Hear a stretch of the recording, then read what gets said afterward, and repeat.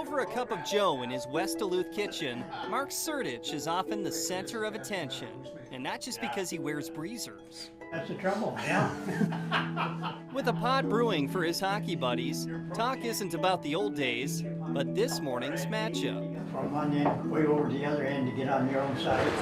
At 94, Sertie can still score. Just ask those in the Duluth Firefighters games at the Heritage Sports Center. He is believed to be the world's oldest competitive player. I'm still playing at 50 years old, and I'm just a young pup, I guess, compared to Sert. He was in his 60s when he joined this group. Although he was in the grain business, he plays with firefighters, law officers, and ex-NHL forward Butch Williams. I'm going to chase him until I either reach his age or I equal the number of goals that he's scored.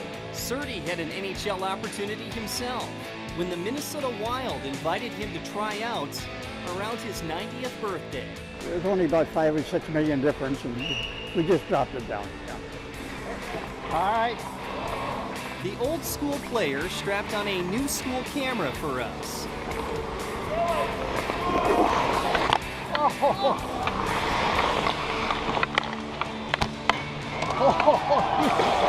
But it clashed with his efforts to bury the puck.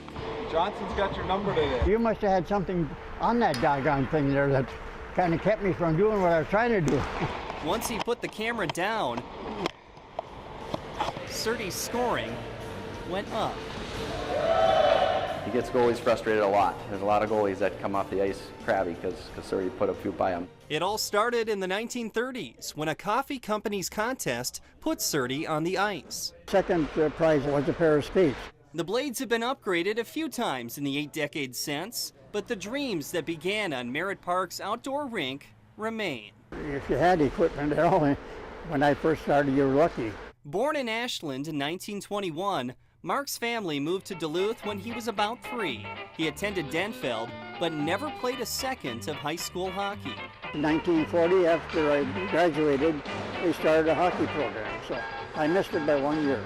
But all that time at the rink would eventually lead to a ring, and one that he technically gave to a rival. I went to Denfeld. She was a Central graduate. The rink in Central Hillside. I just happened to look over there and see this gal, and I said, that gal is somebody I'd like to know. So things just developed, and we got married and had a good marriage. After serving in World War II under General George Patton in the 11th Armored Division, Mark and Virginia Sertich raised 7 kids, a hockey family. The 4 boys played, and Mark coached, and he even helped start the youth program at his boyhood rink. Virginia was okay with his passion for pucks, except this one time.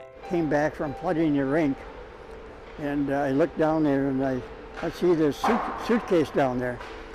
And she said, yeah, that's for you. If you'd rather be up at the rink all the time, I take it and go back.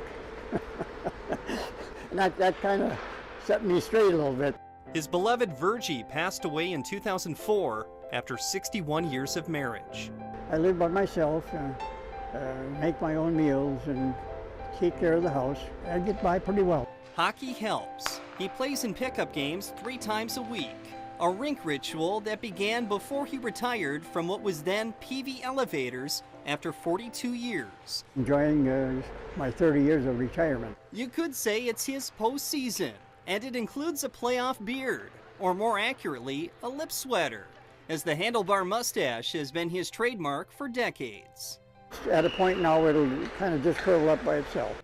His stash and his love of hockey even made it to the Snoopy Senior World Tournaments. There, he was often a line mates with Peanuts creator, the late Charles Schulz. It's a real nice way of getting people together, that's for sure. His desire to play in that tournament was never more apparent than in June, when he fell on a stick and punctured a lung.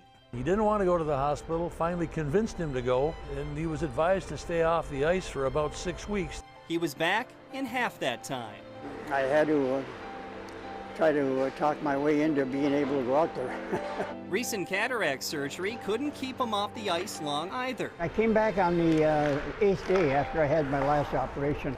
He's driven by the fitness and the friendships. They are his frozen fountain of youth, and he's winning his face-off with Father Time. He's made hockey much like golf, tennis, bocce. It's a life sport. Mark has no plans to hang up his skates. You'll play as long as you can, huh? Absolutely, you bet. Luckily, I'm still able to do it. And the plan is to keep going until the final buzzer.